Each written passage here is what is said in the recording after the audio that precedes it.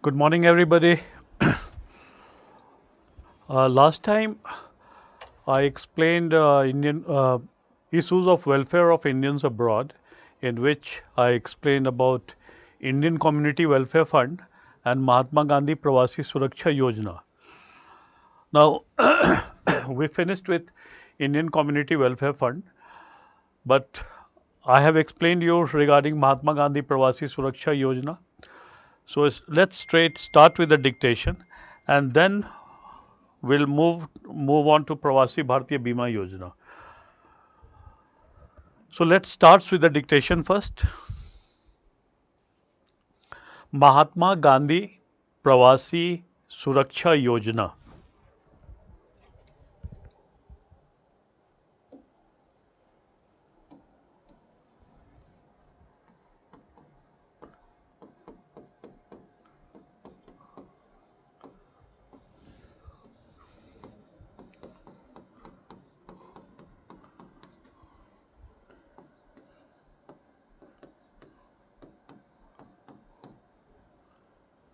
Mahatma Gandhi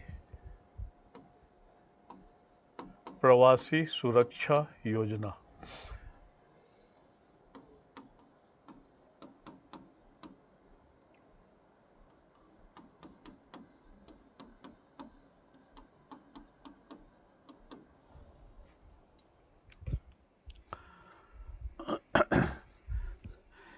It was a voluntary scheme. It was a voluntary scheme with the objective of it was a voluntary scheme with the objective of protection and welfare with the objective of protection and welfare of worker. It was a voluntary scheme with the objective of protection and welfare of a worker, and also to address their and also to address their social security issues and also to address their social security issues in ECR countries. In ECR countries.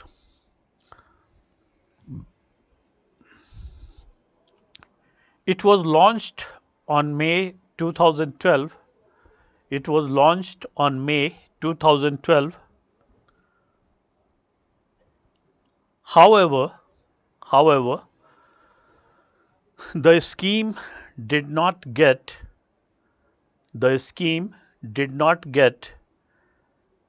an encouraging response. The scheme did not get an encouraging response, and the same has been closed with effect from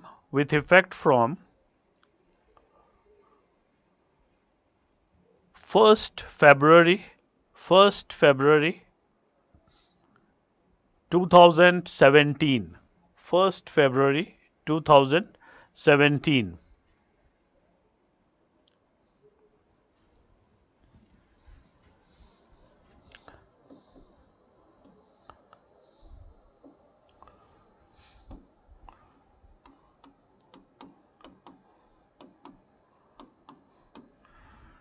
Now third one is Pravasi Bharatiya Bima Yojana. Now what exactly this Pravasi Bharatiya Bima Yojana is all about? See, it is a compulsory insurance scheme, and mind you, it's a term insurance scheme in which by paying a nominal premium the worker gets loads of benefit. Now here the worker, just by paying rupees 275 for 2 years and 375 for 3 years plus taxes, is entitled to loads of benefits. what all benefits the worker gets by paying this amount of premium. I am telling you. First, the worker is insured for a sum of rupees 10 lakh in case of accidental death and total permanent disability. Secondly, hospitalization cash benefit or medical insurance, you can say, is rupees 1 lakh per annum. He is entitled to that. Family hospitalization back home in India, it is rupees 50,000. And when I say family hospitalization, it includes hospitalization of wife plus 2 children up to the age of 18 years. Then maternity benefit for woman worker rupees 50,000. Now legal litigation is also covered under this, and the worker is insured for rupees 45,000. Then in case of termination of employment or worker is terminally ill, then there is repatriation benefit, and that is one-way economy class return airfare to the nearest international airport. So that is also included in this insurance.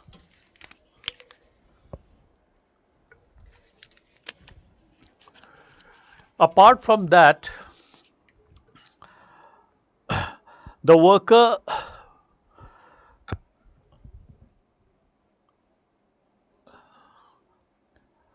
see, apart from this, the worker is insured only for 2 years if he pays 275, and he is insured for 3 years if he pay rupees 375. Got my point? Now, this Pravasi Bharatiya Bima Yojana was first started in year 2003. When it was started, it was not a voluntary scheme. Oh, sorry, it was not a compulsory scheme. It was a voluntary scheme. But in 2006, 2008 and 2017, it was revamped. In 2008, it was made a compulsory insurance scheme, and from 2008 onwards, the worker who are going to ECR countries, they have to take this insurance either for 2 years or for 3 years. So I think it's clear. Now let's move on to the another one.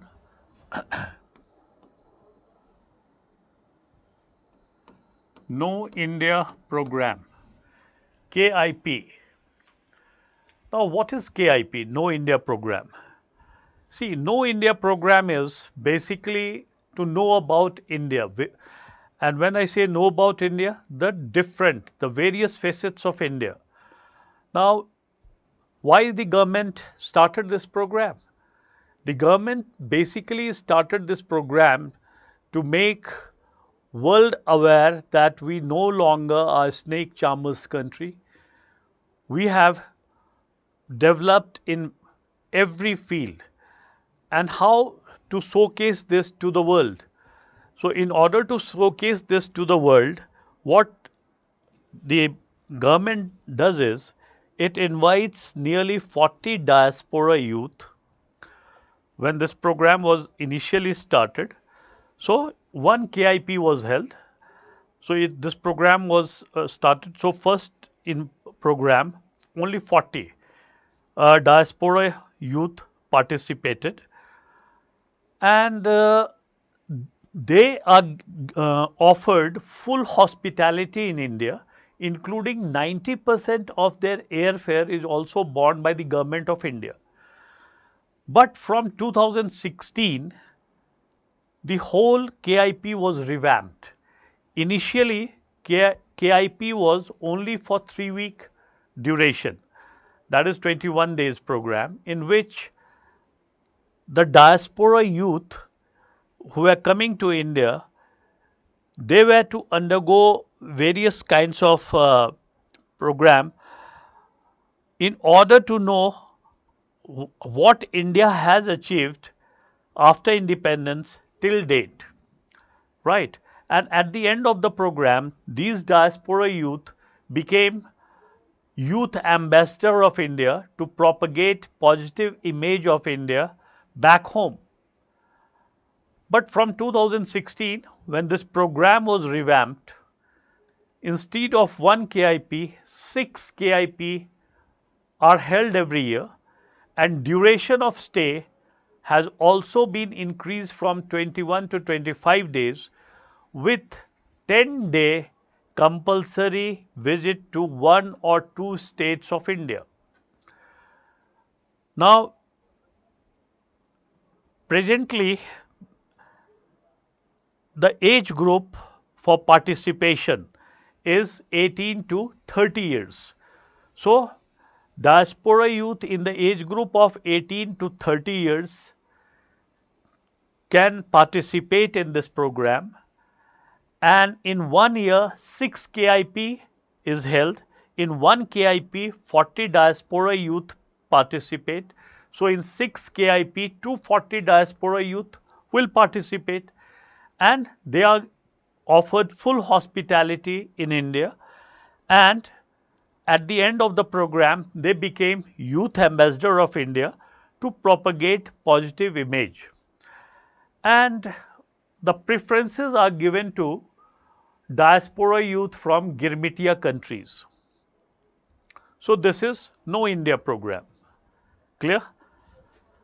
So let's write about Pravasi Bharatiya Bima Yojana first, and then we'll write about No India program. Pravasi, let's start the dictation now. Pravasi Bharatiya Bima Yojana. Pravasi Bharatiya Bima Yojana.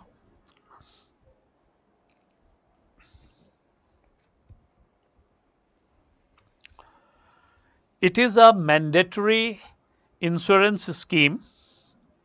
It is a mandatory insurance scheme aimed at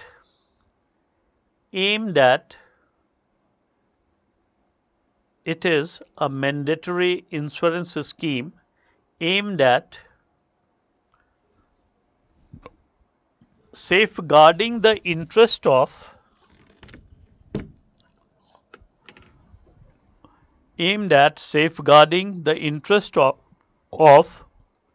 Indian worker going to ECR countries,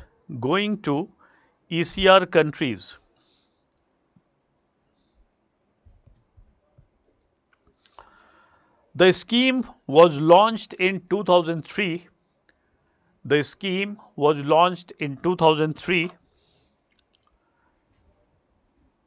and has been amended in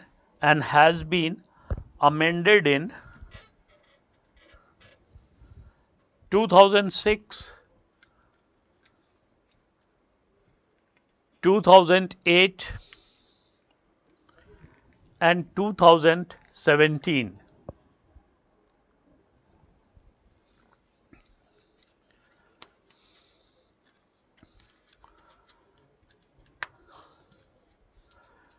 The revised scheme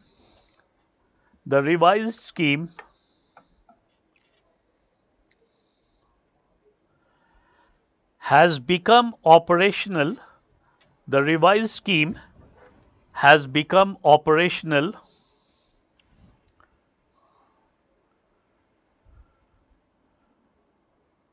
with effect from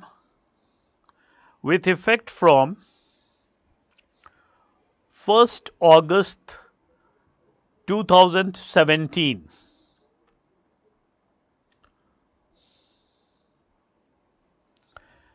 From 2008 onwards,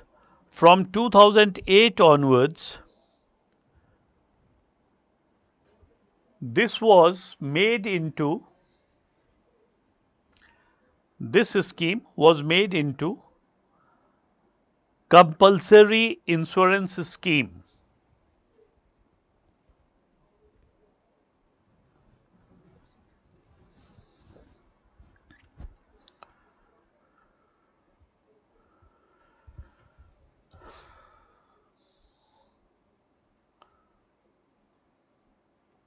Highlights of Pravasi Bhartiya Bima Yojana.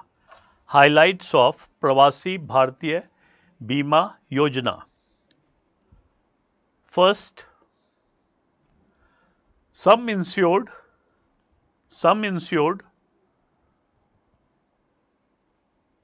rupees 10 lakh, sum insured rupees 10 lakh in case of accidental death, in case of accidental death and permanent total disability, and permanent total disability. Second, medical insurance cover, medical insurance cover, that is hospitalization benefit, that is hospitalization benefit up to rupees 1 lakh, up to rupees 1 lakh.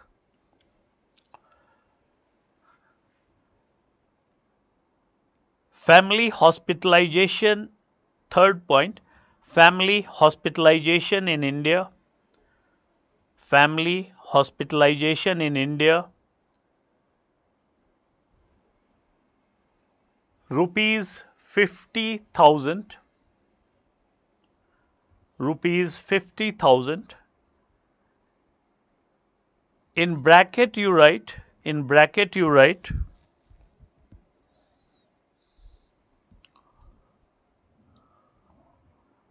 which it includes 2 children and spouse, 2 children and spouse.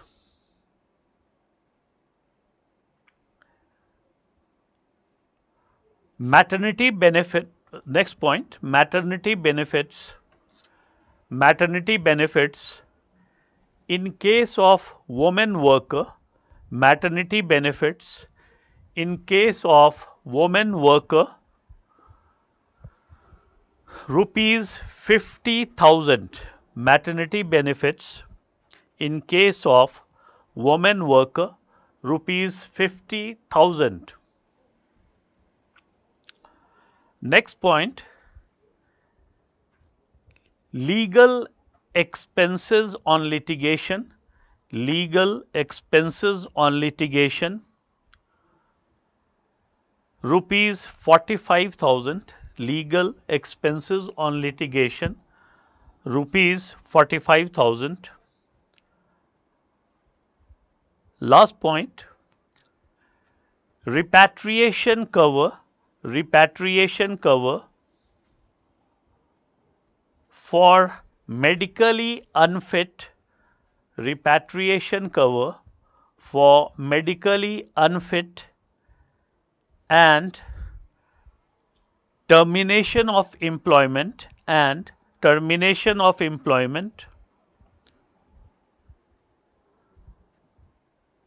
One-way economy class, one-way economy class airfare, airfare to the nearest international airport, to the nearest international airport.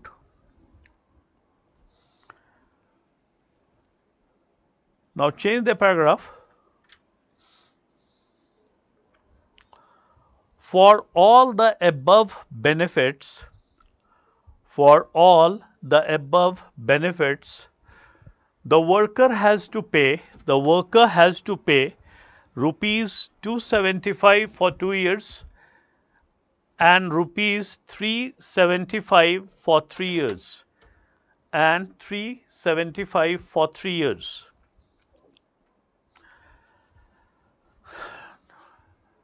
Now next, No India program.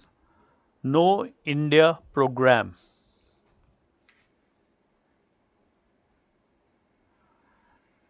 The program was started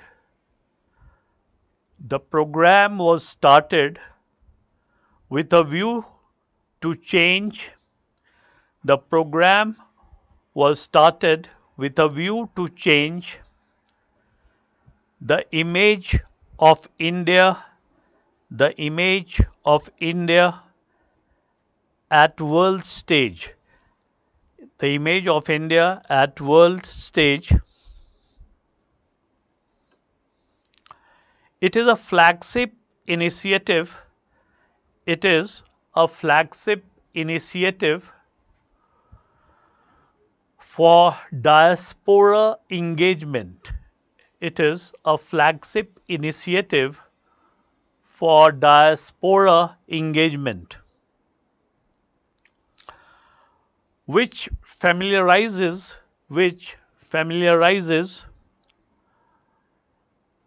Indian diaspora youth which familiarizes Indian diaspora youth in bracket 18 to 30 years of age, 18 to 30 years of age with their Indian roots,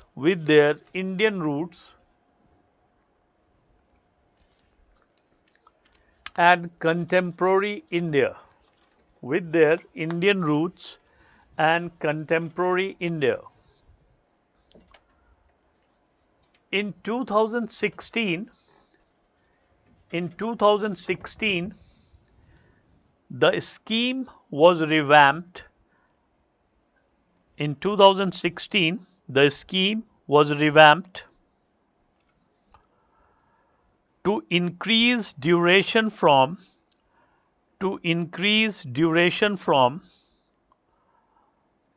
21 to 25 days. To increase duration from 21 to 25 days with 10-day visit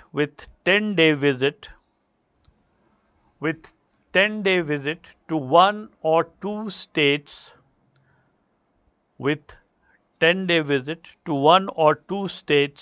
of India.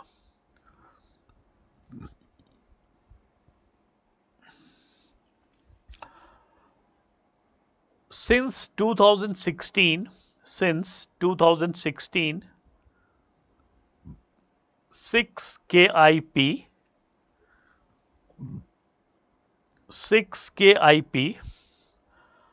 are organized every year. 6 KIP are organized every year.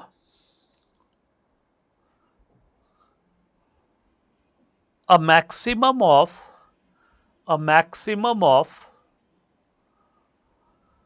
40 diaspora youth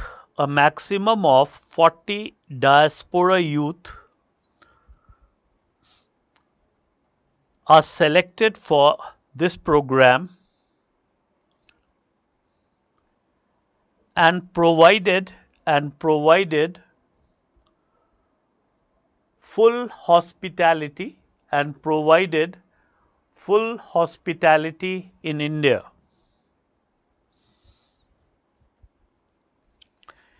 Even 90% of the airfare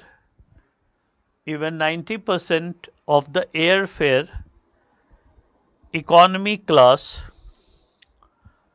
is borne by Government of India.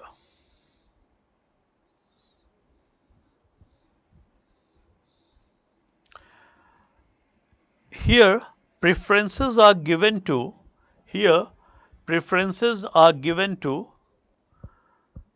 diaspora youth from Girmitia countries, diaspora youth from Girmitia countries.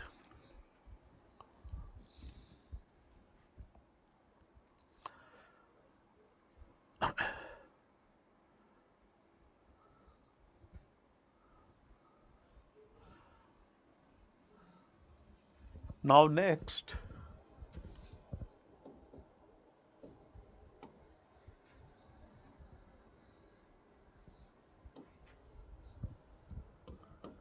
Study India program.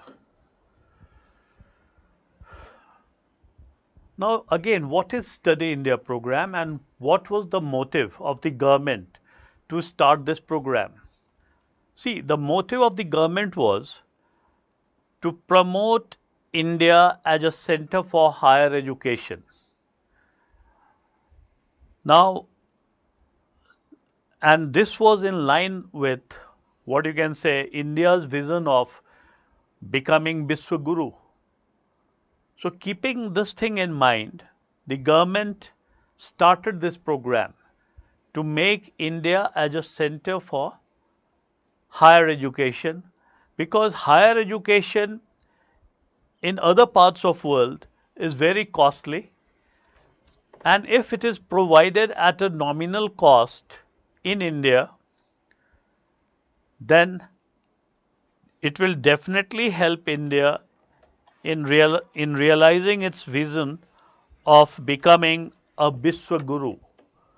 So that was the motive. Now what exactly this program is all about?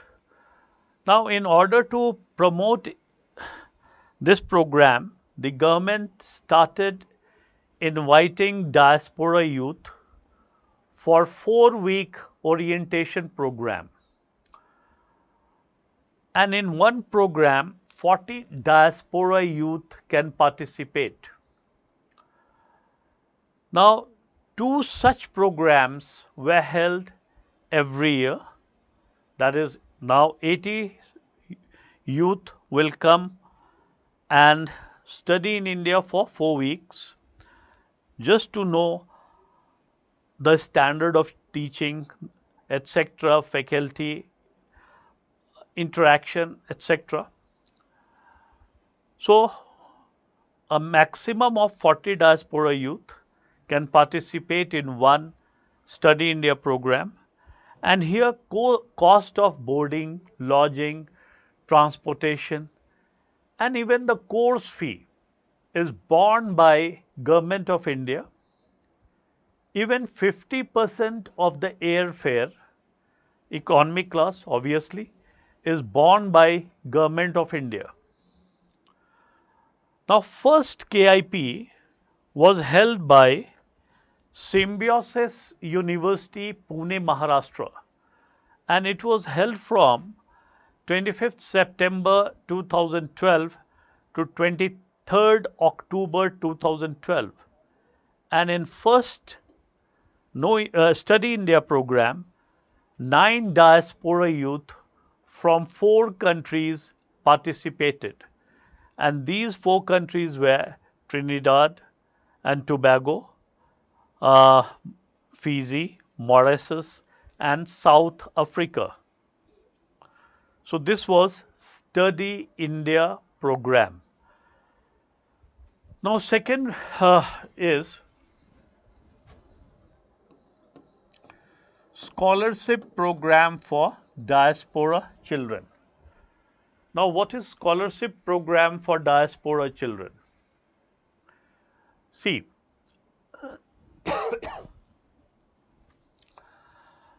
again the motive behind starting this program was to make higher education accessible to the children of PIO and NRI.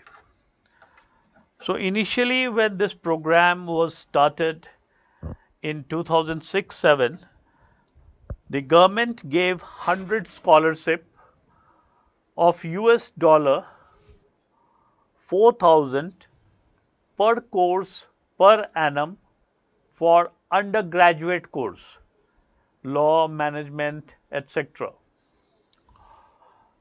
Now,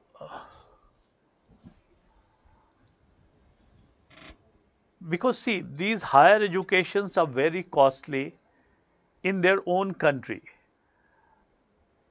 but India will be providing it at subsidized cost by providing scholarship,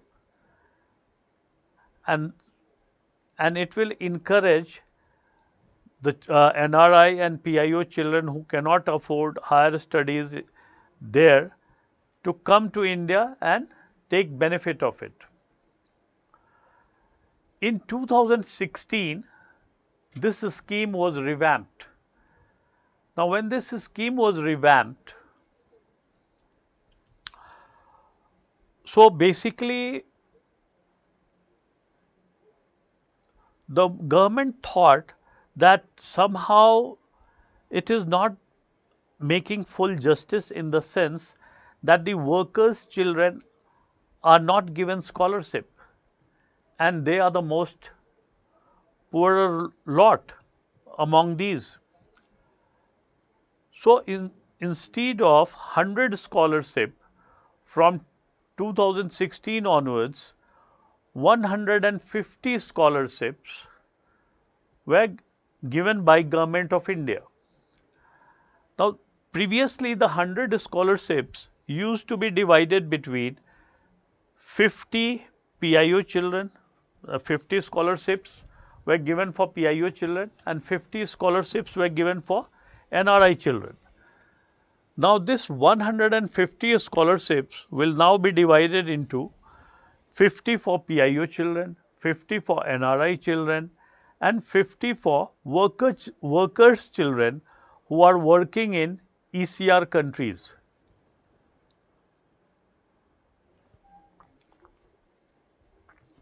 Right, 50 for workers children who are working in ECR countries. So, let us write about Study India program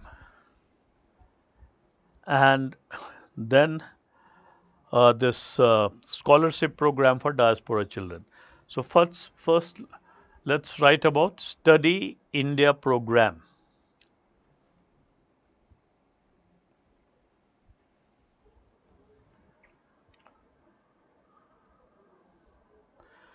This program was started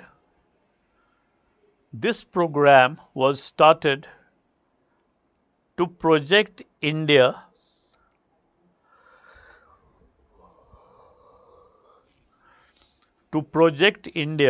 as a center for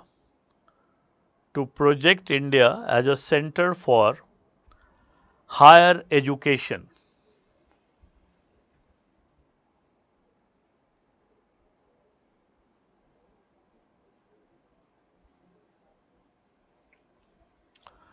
This program was started to project India as a center for higher education.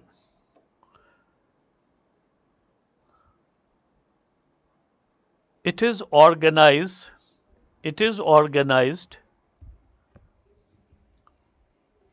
twice every year. It is organized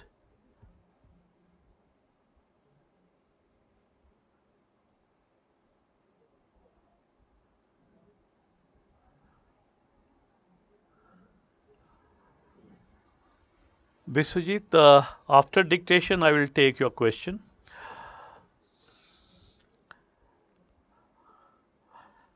SIP is organized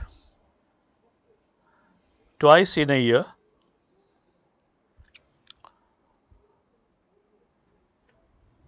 First SIP was launched from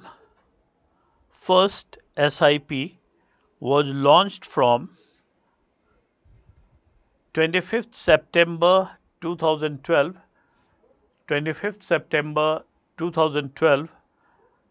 to 23rd October 2012 by Symbiosis University by Symbiosis University, Pune, Maharashtra. By Symbiosis University, Pune, Maharashtra.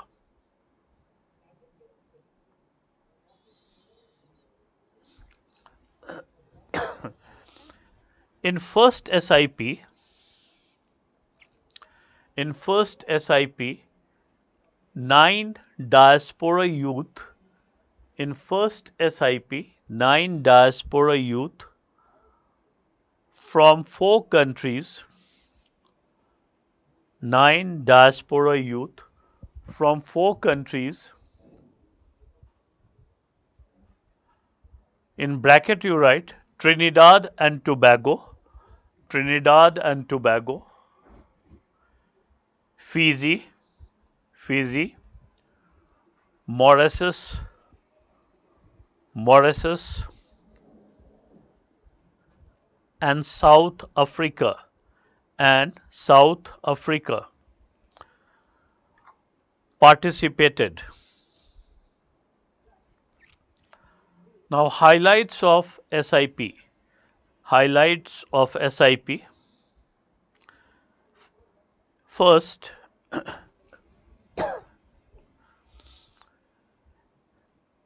SIP is organized. SIP is organized twice in a year.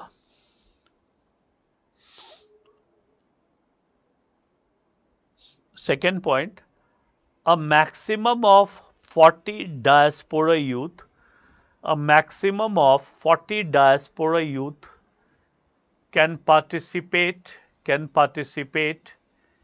in one SIP, can participate in one SIP. Third,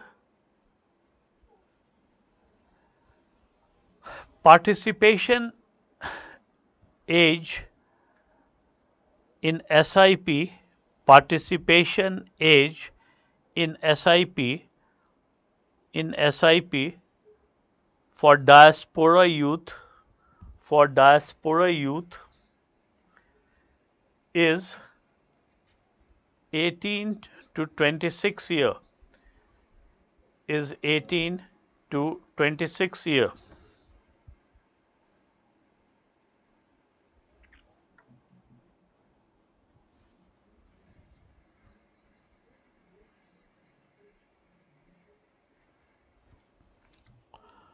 Next point,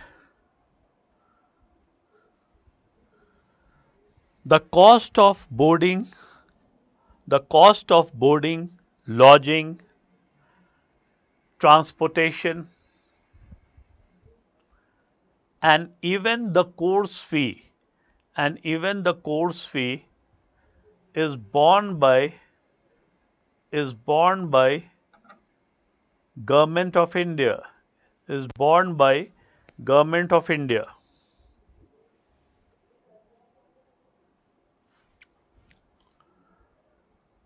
Last one, even 50% of the airfare,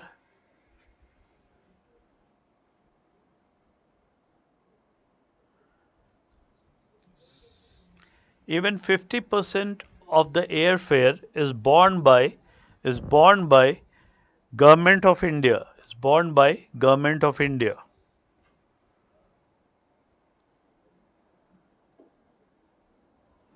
Now next one, scholarship program for diaspora children.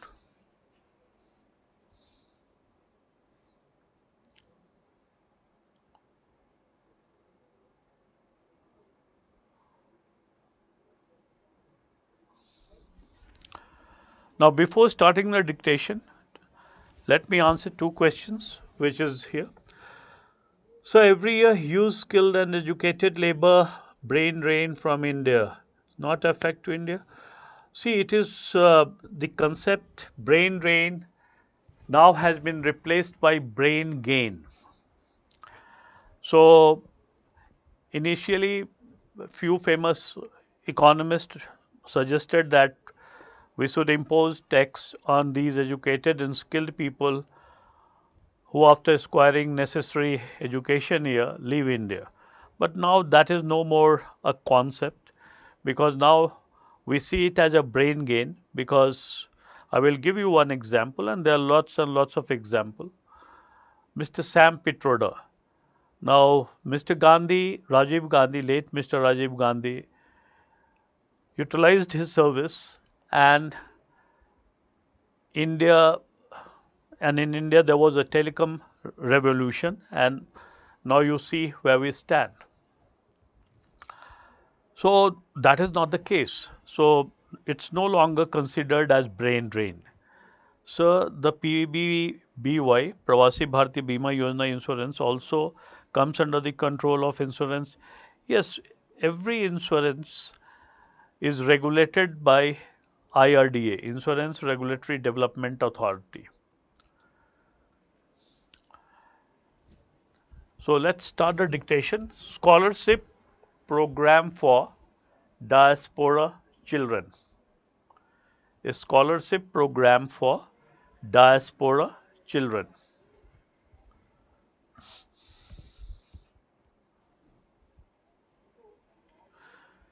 This scheme was launched by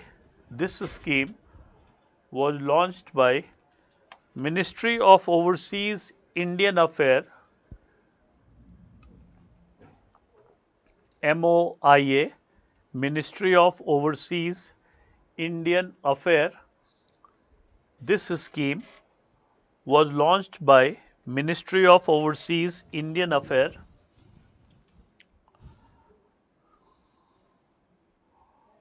in 2006-7.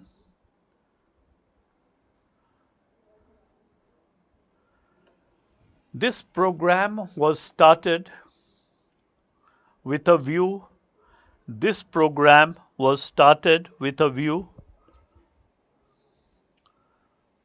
to make higher education in India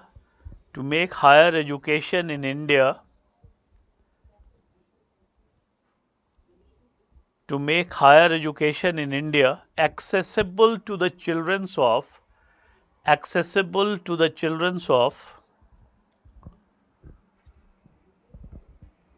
PIO and NRI,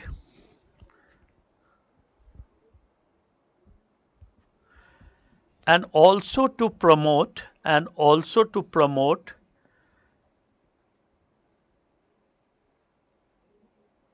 India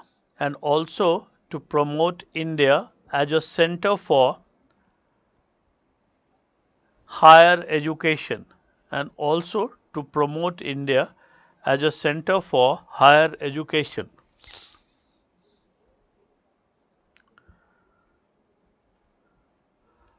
Under the scheme,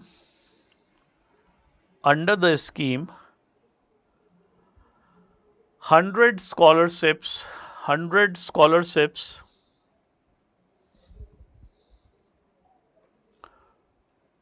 of $4,000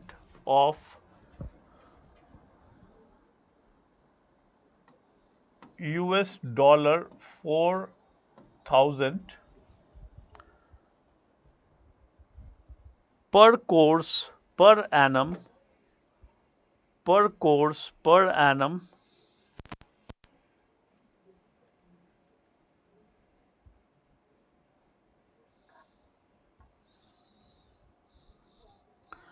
was offered to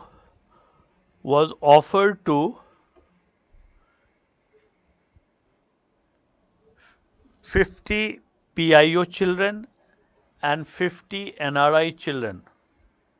Offered to 50 PIO children and 50 NRI children.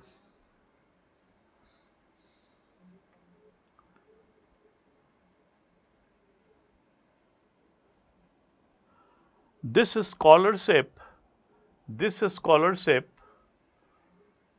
was offered for undergraduate course, UG course.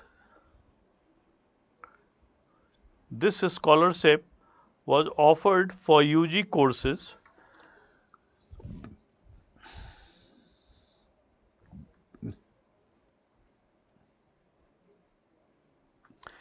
that is law, management, science, engineering, etc. The scheme was revamped in the scheme was revamped in 2016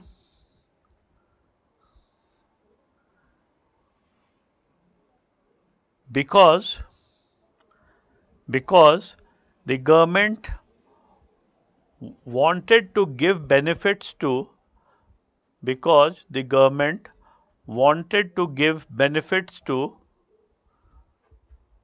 because the government wanted to give benefit to workers' children also. Workers' children also.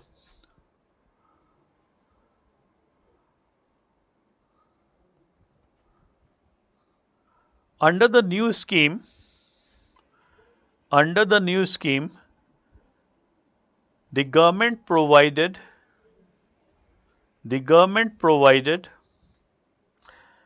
150 scholarships. The government provided 150 scholarships of US dollar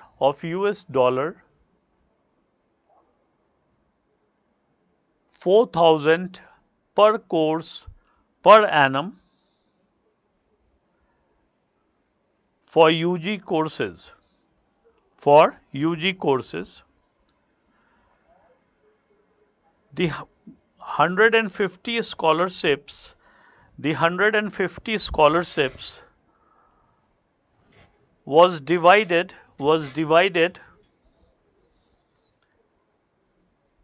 in the following manner. Was divided in the following manner. 50 for PIO children, 50 for PIO children, 50 for NRI children, 50 for NRI children, and 50 for workers' children, and 50 for workers' children working in ECR countries. Working in ECR countries.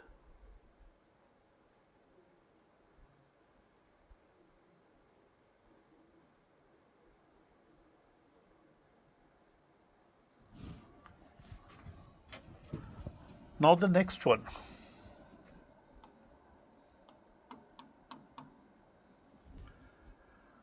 Tracing the route.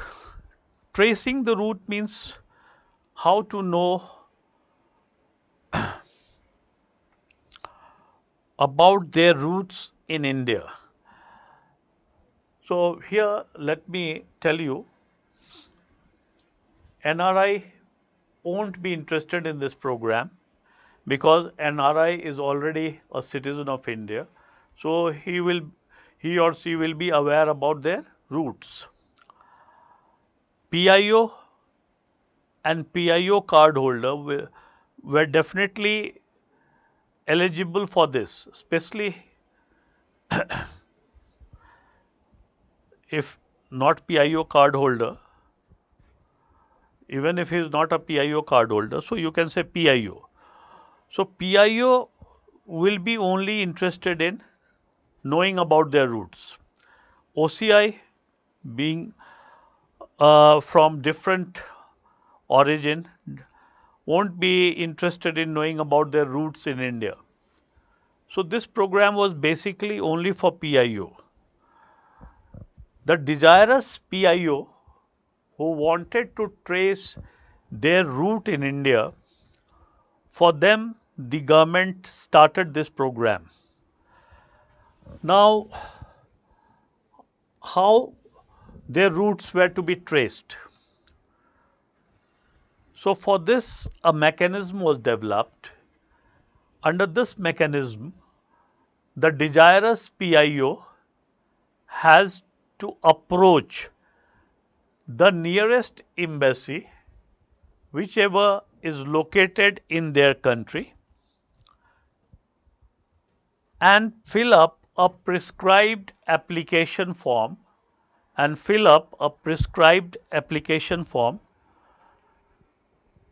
deposit a fee of 30,000, right?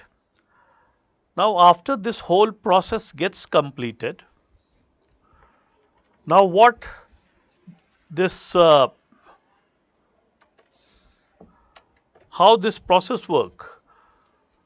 So, after this, the impaneled agency, which is linked with the embassy for this particular purpose, is given these papers, and after proper scrutiny of these paper, they send these paper back home in India to the respective state and district administration. Now, district administration, on receiving these paper, start the process of tracing the route. Now, see, there are two scenarios. Either they will be successful or they won't be successful. Now, in case they are successful, in that case, they provide family tree both from paternal side and maternal side, along with the list of surviving relatives and where they live. Now, second scenario, that they are not successful. Now, in that case, the Indian embassy has been authorized to refund rupees 20,000 and to keep rupees 10,000 as processing fee.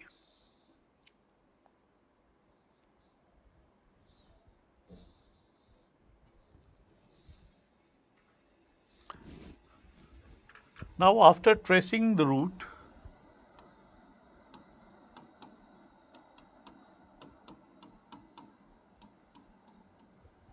voting rights to NRI.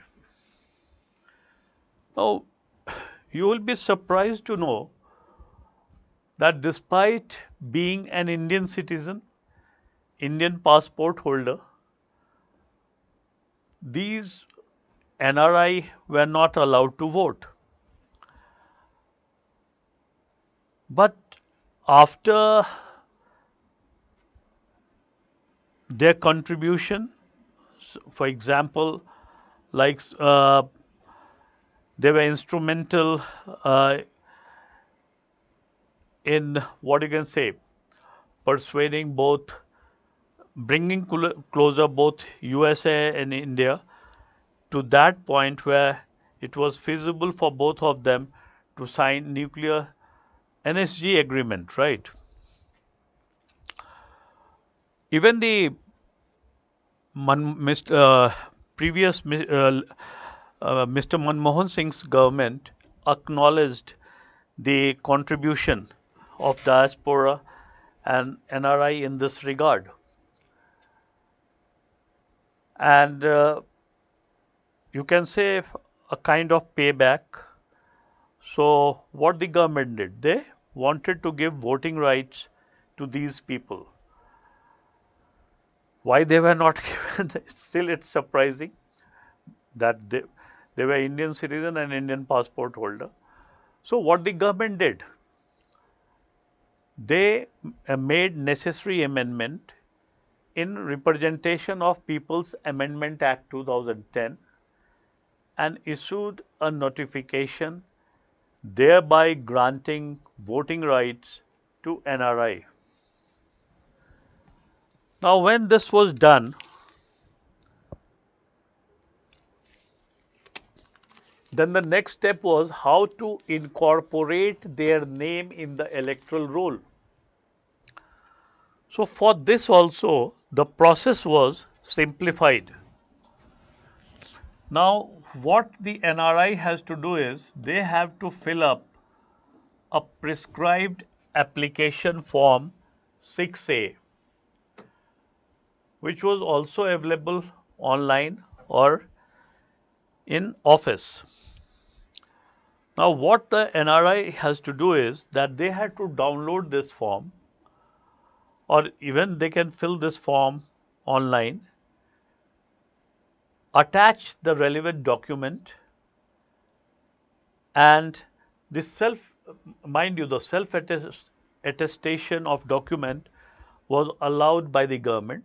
So NRI has to self attest the document and attach it either online or in what you can say physical form, and send it to the respective authority from where their passport has been made. Once the authority receives that paper, so after properly scrutinizing those, if they found it to be in order, they incorporate the name of NRI in the electoral roll. And after that, whenever the next election takes place, the NRI is allowed to cast the vote. Now, after 2011, the next general election was held in 2014, and the figure of what I can say, the voting by NRI was decimal. So the government is working on a mechanism as to how to make them vote from the place where they are living, but the mechanism is still not in public domain, so we cannot comment on it right now. So as and when it will be in public domain, because the next general election is due in 2024, so we'll definitely come to know about it. So that is tracing the route. Not voting rights to NRI. So let's write about tracing the route first and then voting rights to NRI. Before proceeding, let me take a question. Sir, Indian ambassador in Indian embassy considered as NRI or something else? Biswajit, as I told you that the people on government assignment, just keep this in mind, government assignment. So it's a government assignment or United Nations assignment is accorded NRI status. So let's start the dictation. Tracing the route. Desirous PIO who wants to trace their route,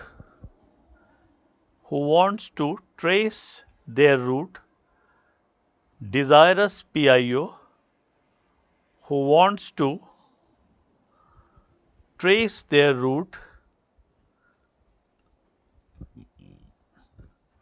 in India has to visit the nearest embassy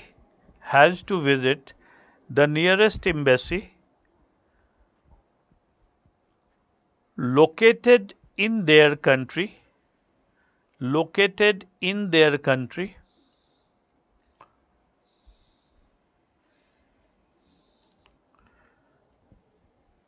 and fill up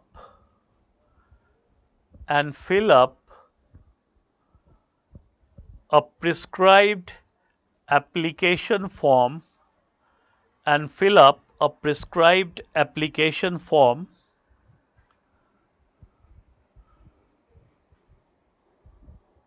which is available online, which is available online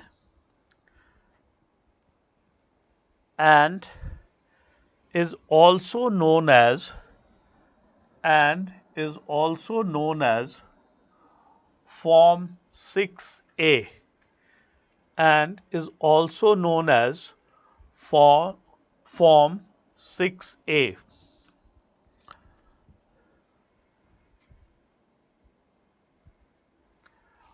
I'm extremely sorry, I'm mixing two things.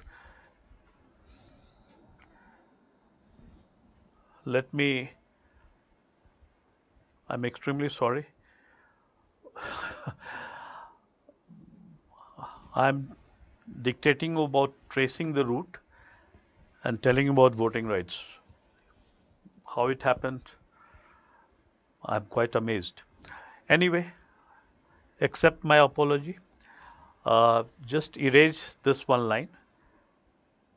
They have to fill up a prescribed application form. That's it, not 6A. Do make this correction, please. They have to fill up a prescribed application form. That's it. And deposit a fee of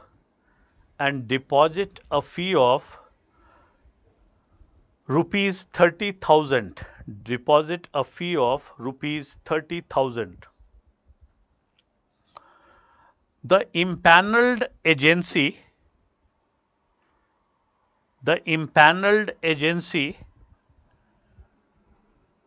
which is attached the impaneled agency which is attached to the embassy which is attached to the embassy for this purpose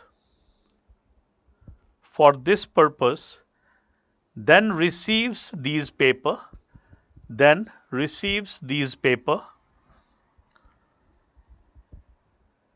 and after verifying it send it to the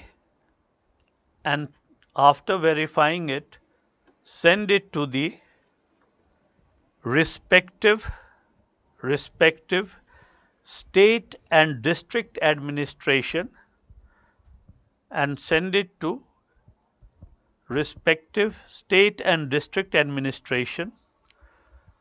back home in India.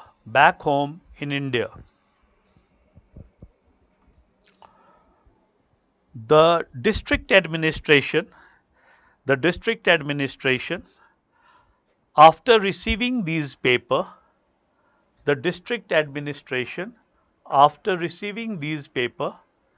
starts the process of tracing the route.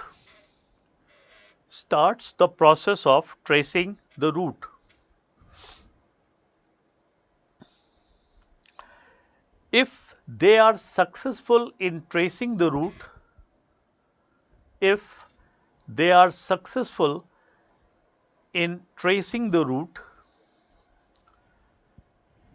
then they provide family tree both from paternal side as well as maternal side.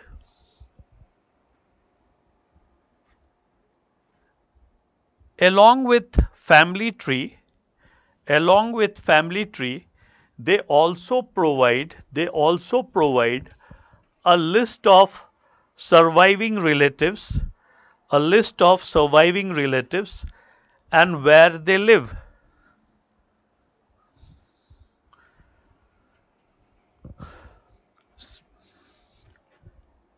Now, if the district administration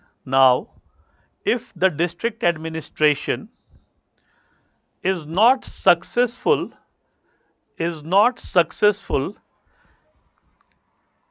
in tracing the route,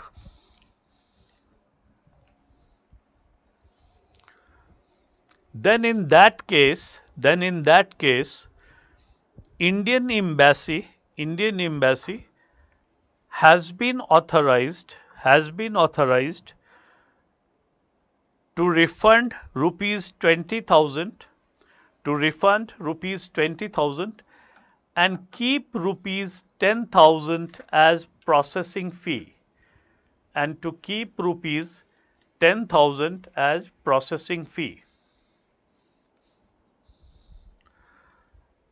Now next one, voting rights to NRI. Voting rights to NRI.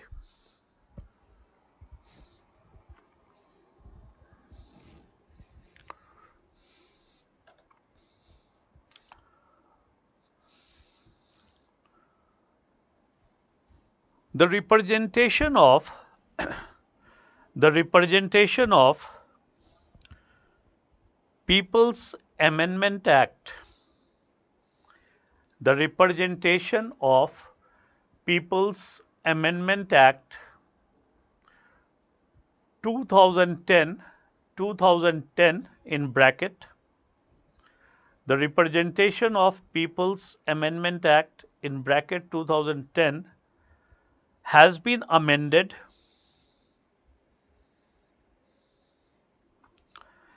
thereby granting the voting rights to NRI, thereby granting the voting rights to NRI.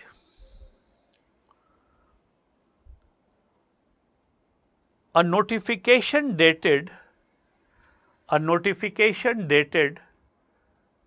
3rd February,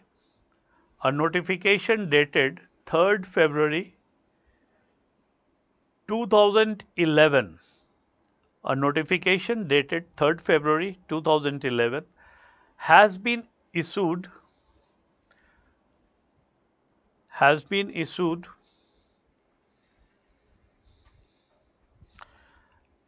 allowing NRI name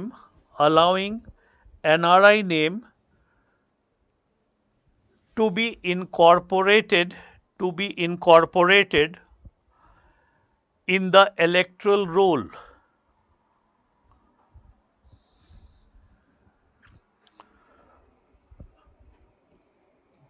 The process to incorporate their name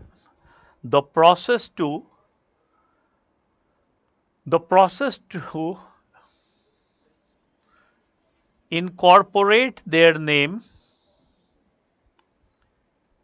in the land record. So the process to incorporate their name in the electoral roll. The process to incorporate their name in the electoral roll was simplified.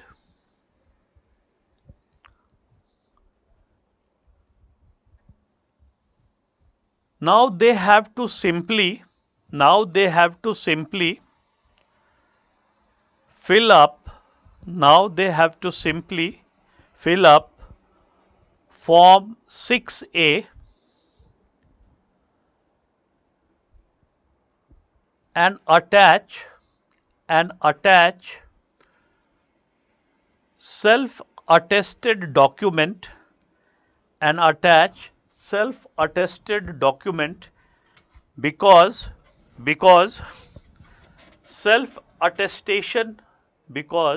self-attestation was allowed by the government.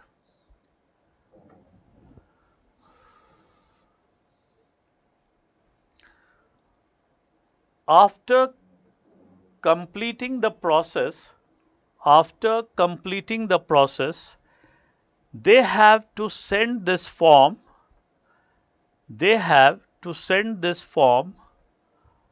to the registering authority from where their passport has been made. from where their passport has been made.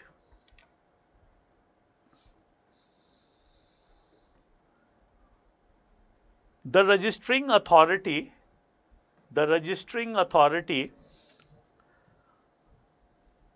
after receiving the document, the registering authority after receiving the document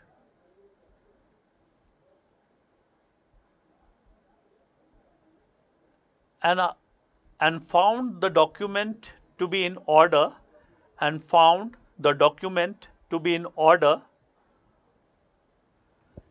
incorporate the name of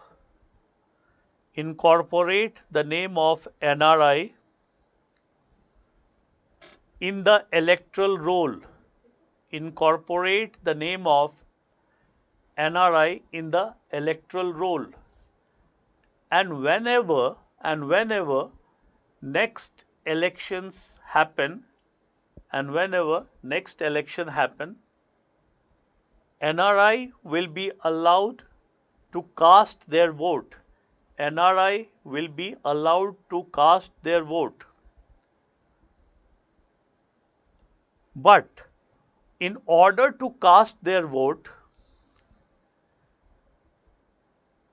they have to be physically present in the constituency.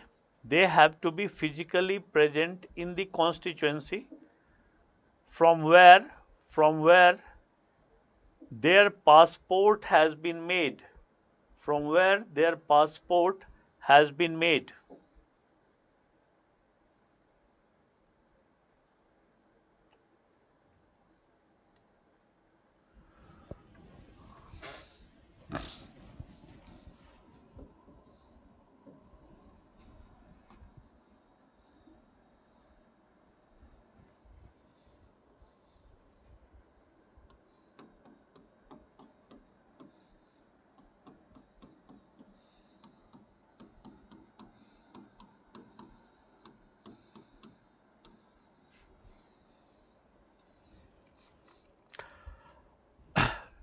Next one is helping Indian women in distress, who have been divorced, or deserted by their NRI husbands. This will be the heading. Helping Indian women in distress,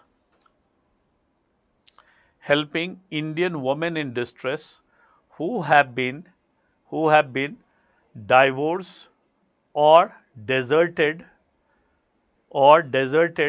by their NRI husbands. Now try to understand why the government launched this program. See, there were lots of issues coming before the government, and that too from north part of India, especially from Punjab. Now here what was happening?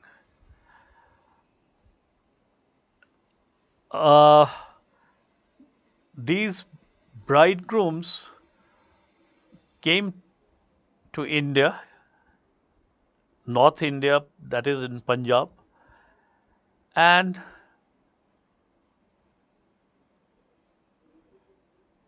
they married the girl so that they will be getting fat dowry. And most of the time after marrying,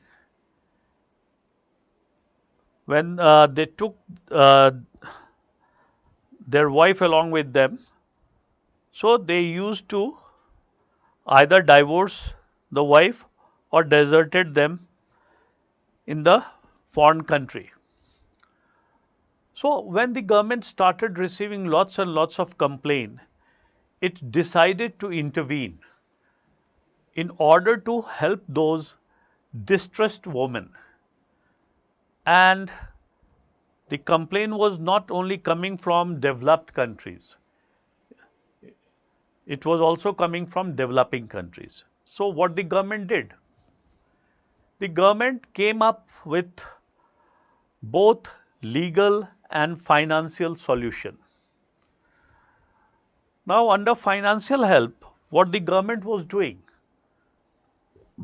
under financial help, if the woman happens to be living in a developed countries, then the government gave assistance of US $3,000.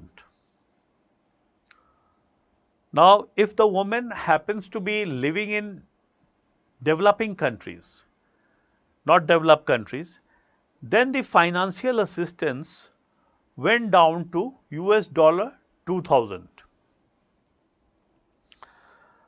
Now, in order to get the legal help, what the woman has to do?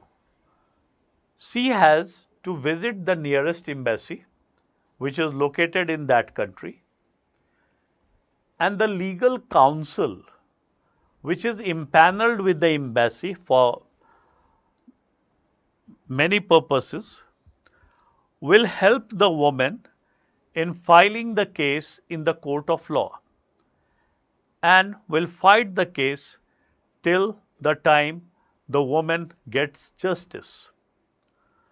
So, this was the program basically started by the government to help those distressed women who have been divorced or deserted by their NRI husbands.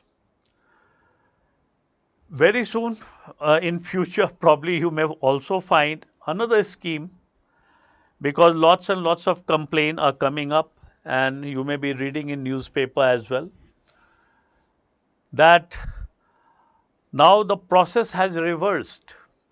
It is not the helping Indian woman in distress. It's about helping Indian man in distress. What is happening now is uh, these girls are bright students. Boys, I'm talking about Punjab, so don't generalize it. Uh, because as per data, it's difficult for boys to clear IELTS test and others such thing in order to go to, especially to Canada. So what is happening is the boys' family sponsors the girls' education, and they enter into an agreement wherein after completing her education, when she will be getting PR, she will get married to the boy whose family has sponsored her. But after completing the education and getting PR, the girl refuses to do so. So they feel cheated and they are in distress because they have uh, invested a huge amount of money. So lots and lots of this kind of cases also coming up. So be prepared that in future this new kind of scheme may be also coming. Anyway, so that was about helping Indian women in distress. And the last one is Pravasi Bhartiya Divas. Now, Pravasi Bhartiya Divas, first and foremost, why it is celebrated. Pravasi Bhartiya Divas basically is celebrated because the High Level Committee on Indian Diaspora recommended to the Government of India to start Pravasi Bhartiya Divas celebration every year on 9th January to commemorate the homecoming of the first diaspora, that is Mahatma Gandhi.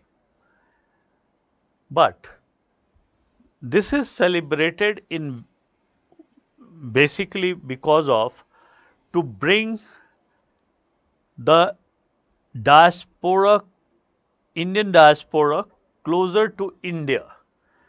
Because hopefully you remember that the high-level committee on Indian diaspora was entrusted with the task of bringing Indian diaspora closer to India. So they recommended this, and the government started this program in 2003. So from 2003 onwards, this program was celebrated every year by Ministry of Overseas Indian Affairs, and this went on till 2015. And in 2015, it was decided to merge Ministry of Overseas Indian Affairs with MEA, that is Ministries of External Affairs. And it was also decided to celebrate PBD after every alternate year. So from 2003 till 2015, 13th edition of Pravasi Bharatiya Divas was celebrated. Then next Pravasi Bharatiya Divas was celebrated in 2017, 14th edition, 2019, 15th edition. 2019 PBD also is important in the sense that for the first time PBD date was altered, that it was not celebrated on 9th January. Instead, it was celebrated from 21st to 23rd January to coincide with Mahakumbh, right, in Varanasi. Then 2021 16th edition was celebrated virtually, that is online. And 2023 PBD was celebrated in Indore, Madhya Pradesh, India, that is 17th edition. So we'll be talking about 13th edition, 15th edition and the latest edition, right? Because these are important. The question has not been asked, so it assumed importance.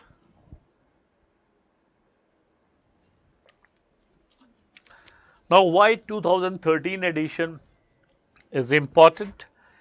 Because it was celebrated in 2015, and 2015 happens to be 100 years of Mahatma Gandhi's return to India.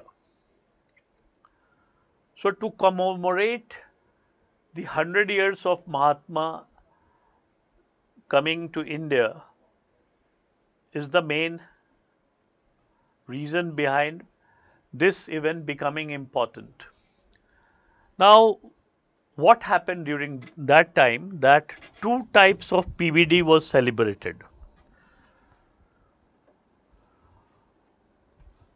First was Youth Pravasi Bharatiya Divas on 7th January, and second was Pravasi Bharatiya Divas, which was celebrated on 9th January. Now on 7th January, Youth Pravasi Bharatiya Divas celebration, let's talk about it first. So 10 diaspora youth who qualified in what you can say worldwide quiz contest held by India, Bharat ko jano, Bharat ko mano.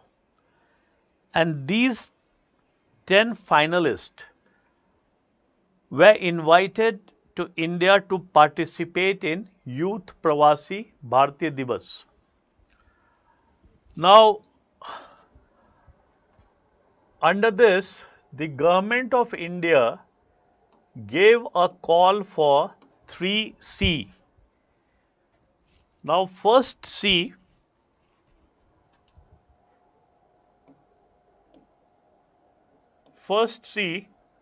was caste and class barrier.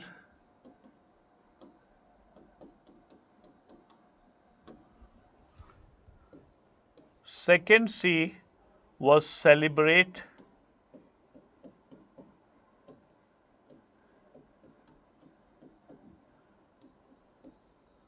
And fourth C was to contribute.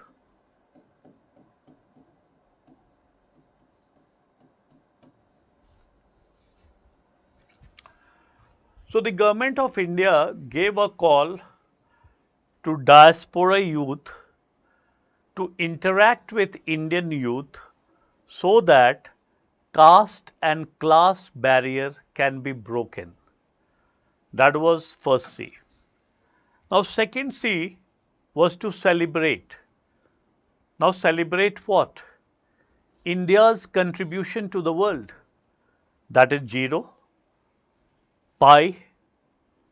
India gave 0 to the world. Biggest contribution you can say. Pi, decimal system. First university, Takshila. Then Ayurveda, yoga, low cost Chandrayaan, etc.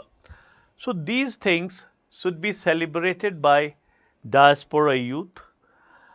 And third C pertain to contribute. Now contribute in what?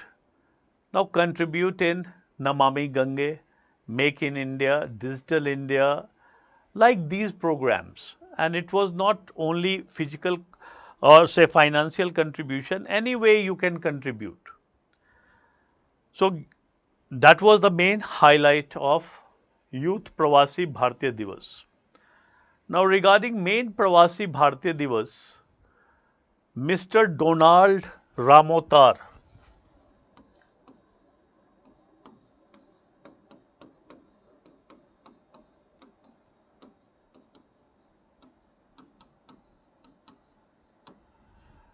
President of Guyana, PIO, was the chief guest.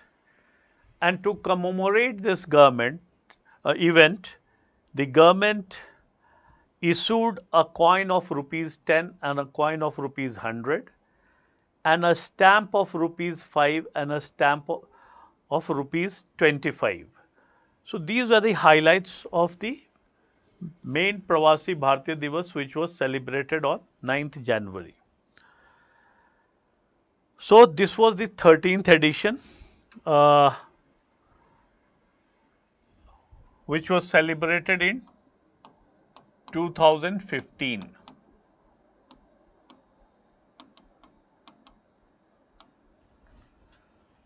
Now 15th edition was celebrated in 2019 and it was celebrated from, as I told you, 19 to 21st to 23rd January to coincide with Mahakumbh, and it was celebrated in Varanasi. For the first time, it was not celebrated on 9 January. That's why it becomes important. So they may ask you a question in PT that 15th edition was celebrated on which date? Or they can even ask you in mains, because it was a big event that it coincided with Mahakumbh, and so lots of what you can say media coverage around the world regarding these events. So in that sense also it was a big event. And the present one,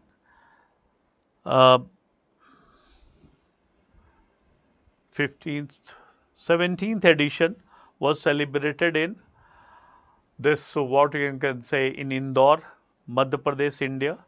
And the main theme was how diaspora can contribute in Amrit Kal, which India is celebrating to make India more vibrant, more powerful at the world stage.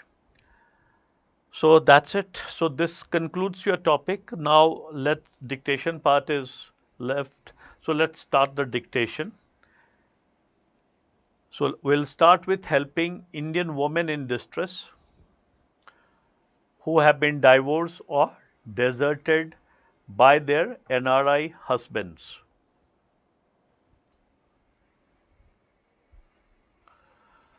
First is the government of India. The government of India is providing two types of help: financial and legal.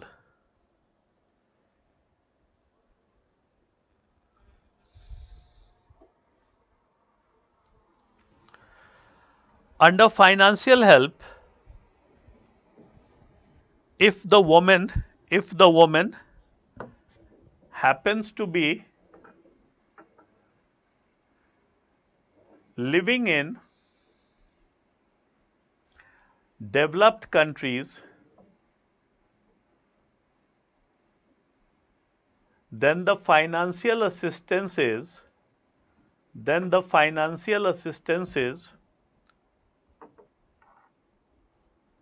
US dollar 3,000.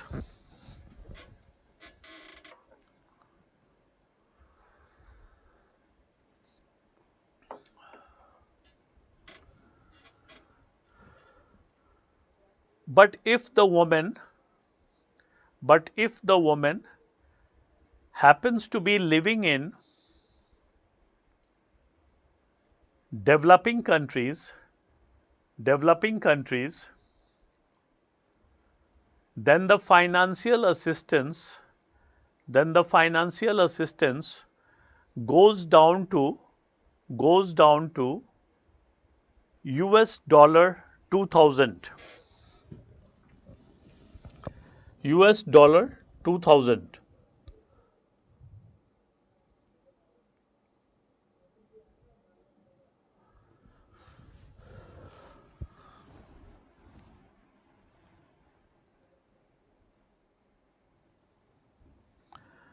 Beta, I am dictating too slowly. Uh, just keep one thing in mind. I will dictate more slowly. No problem here. But in one day, you have to write 2 papers. And so just try to increase your speed. So I'm not complaining. It's not about me. It's about you only. So please try to practice a little bit more on this. Okay. So let's continue the dictation. Don't worry, I will take rest of the question after dictation is over. If the woman happens to be living in developing countries, then the financial assistance is US dollar 2,000. Here, till this point, I have dictated. Now, in order to get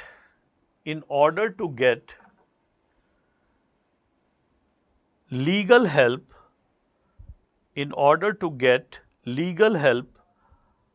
the woman has to approach the nearest embassy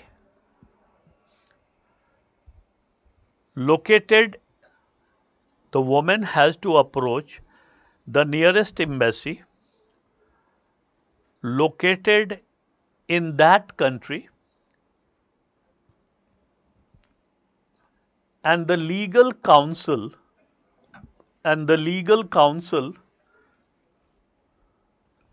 which is impaneled with the agency and the legal counsel which is impaneled with the agency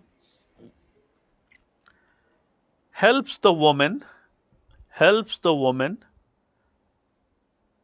in filing the case in filing the case in the court of law.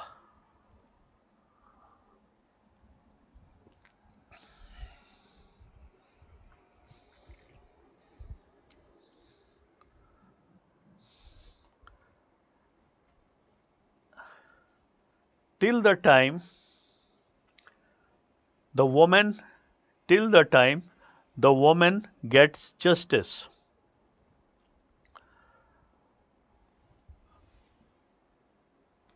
Now the last one, Pravasi Bhartiya Divas. Pravasi Bhartiya Divas.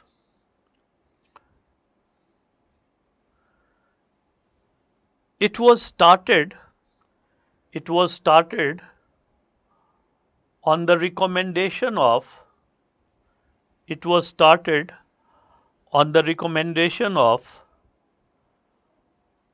high level committee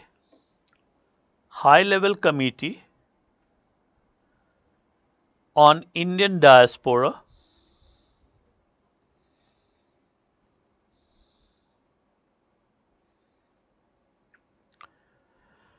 It was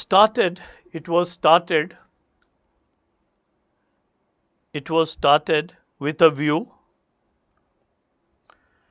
it was started with a view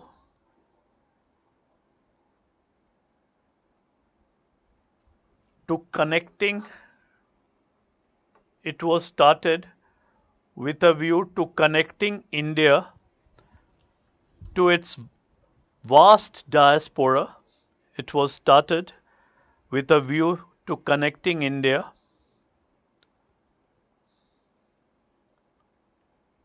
with its vast diaspora and bringing their knowledge, expertise, and bringing their knowledge, expertise, and skill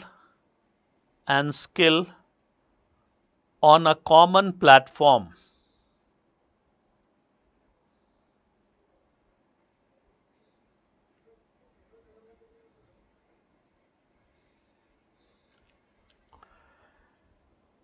PBD was started in 2003.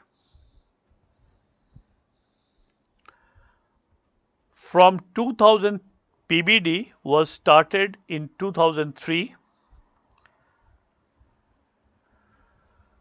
From 2003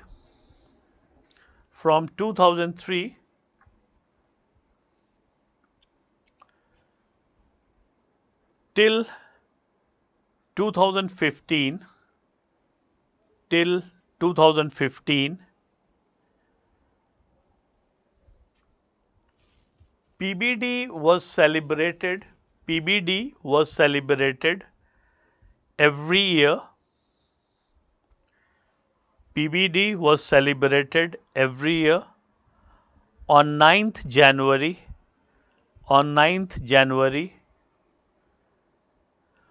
to commemorate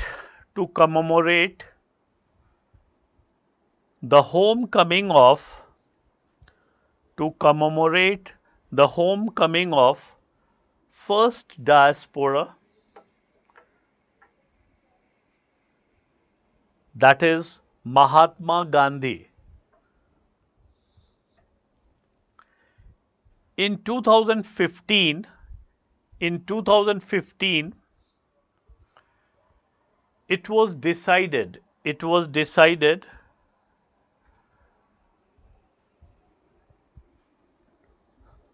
to merge MOIA that is Ministry of Overseas Indian Affairs it was decided to merge MOIA with MEA, Ministry of External Affairs.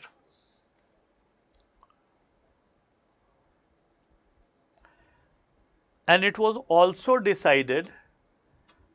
it was also decided to celebrate PBD every alternate year, and it was also decided to celebrate PBD every alternate year.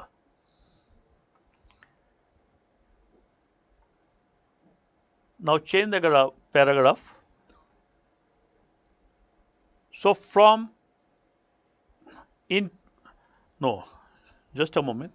In 2015, in 2015, 13th edition of PBD was held. 13th edition of PBD was held in Gandhinagar, Gujarat. 13th edition of PBD was held in Gandhinagar, Gujarat. In 2019, 15th edition of PBD, 15th edition of PBD was held in Varanasi.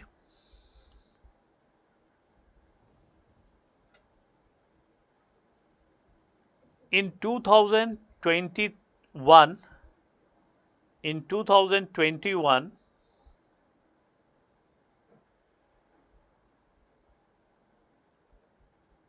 virtual PBD was held.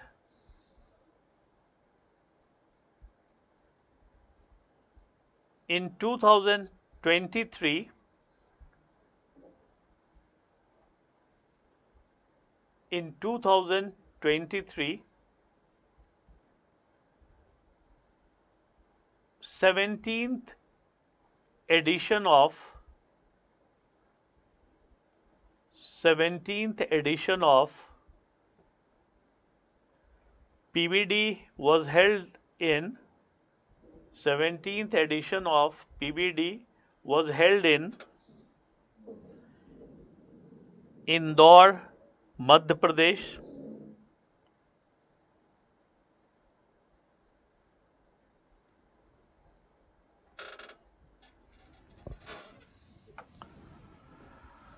Now, 13th edition of PBD, separate heading.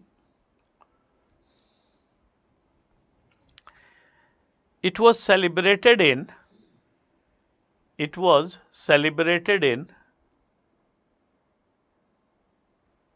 Gandhinagar, Gujarat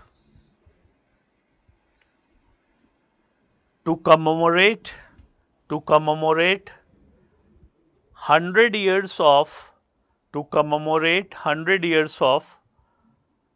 Mahatma Gandhi returned to commemorate 100 years of Mahatma Gandhi's return to India.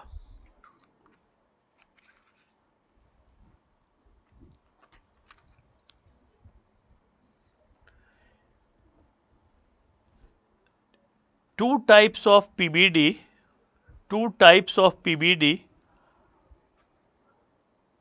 was celebrated. First, Youth प्रवासी भारतीय दिवस, youth प्रवासी भारतीय दिवस.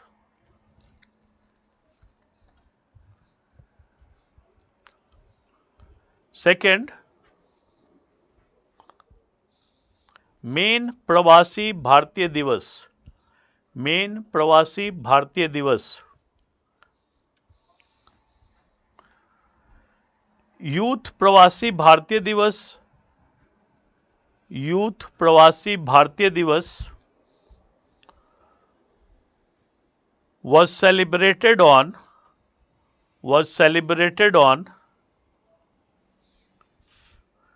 7th January.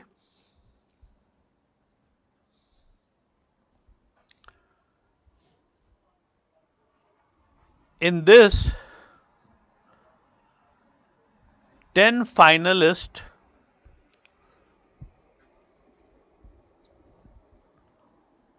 who 10 finalists from the quiz contest Bharat को जानो, भारत को जानो, भारत को मानो, भारत को जानो, भारत को मानो participated.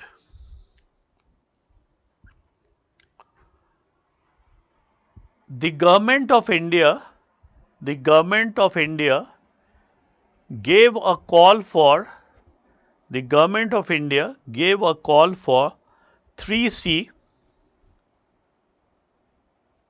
The government of India gave a call for 3C.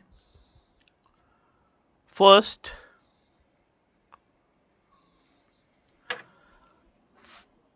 C pertain to caste and class barrier. First C pertain to caste and class barrier.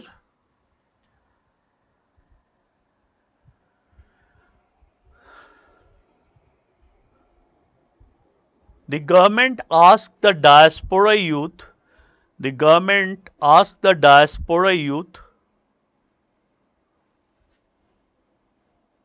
to interact with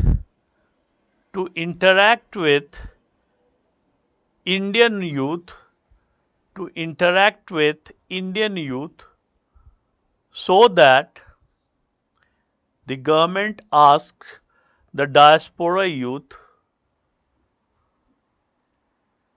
to interact with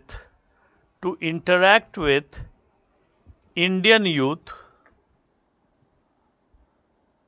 so that caste and class barrier, so that caste and class barrier can be broken.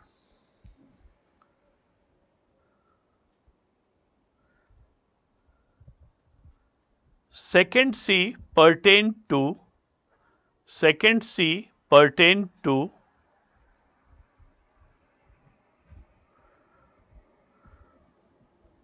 celebrate.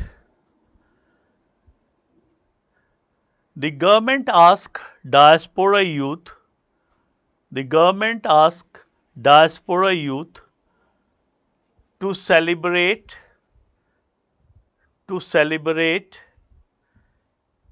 India's contribution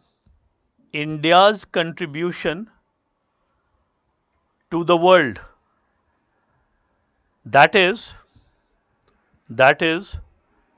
0 pi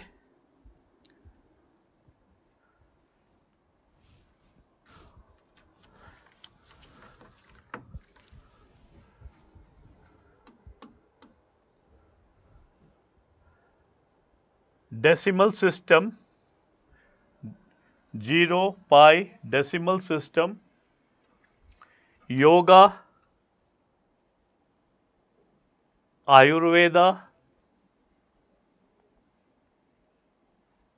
first university,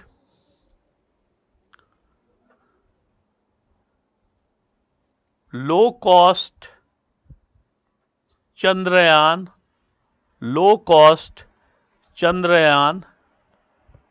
etc. Third C pertain to contribute. Third C pertain to contribute. The government asked the diaspora youth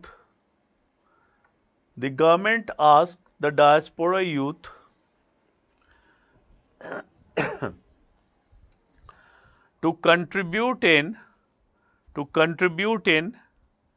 Namami Gange project, Make in India, Digital India, etc.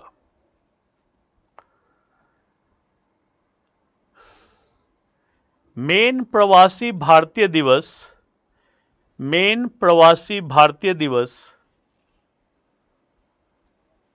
was celebrated on 9th January. Was celebrated on 9th January. The chief guest was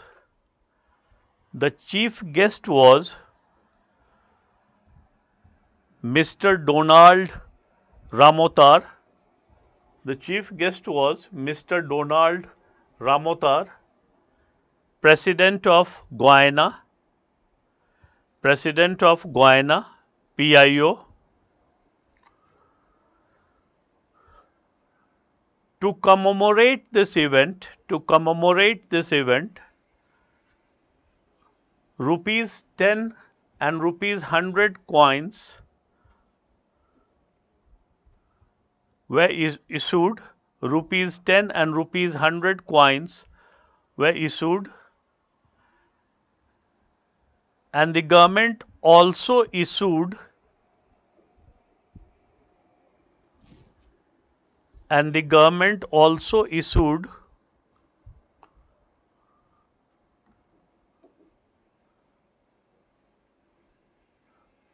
a stamp of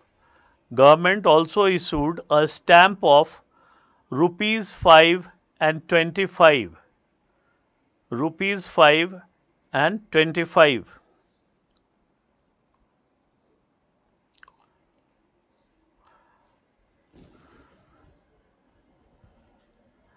15th edition. Now change the paragraph. Next heading you can write 15th edition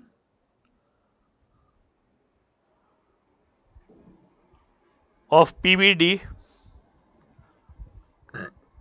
was held in 2019.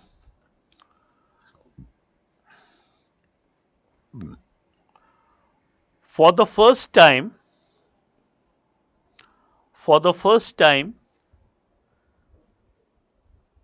PBD was not celebrated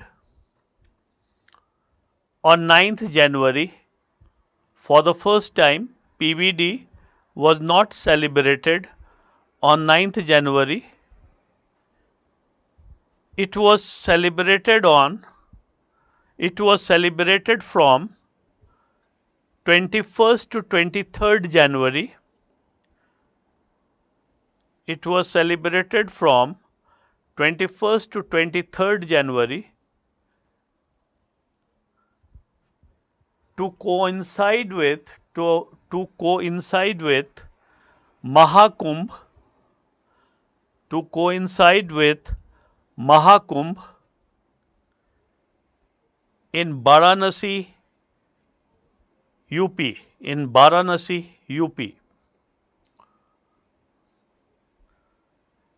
Now next point, 17th edition of PBD.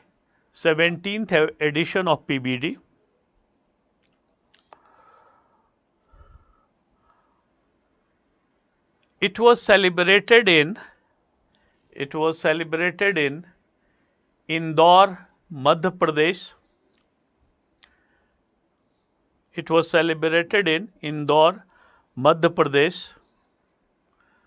The theme was how diaspora can be useful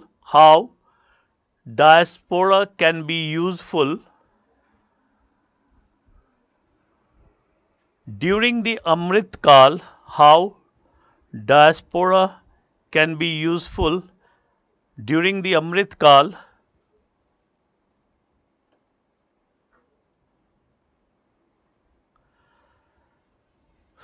So that's it. So let me take some question. This finishes your diaspora.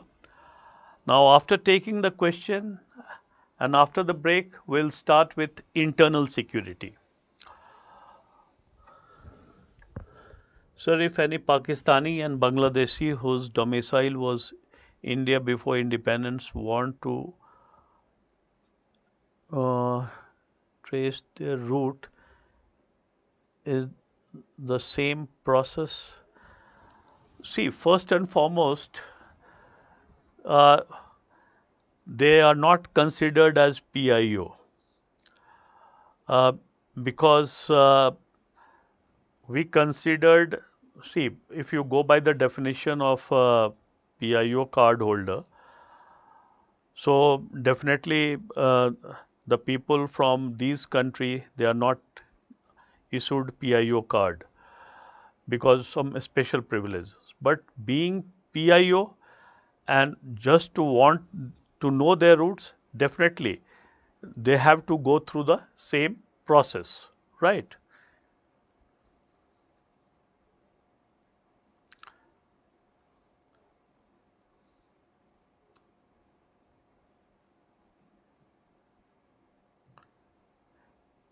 Any other question you have?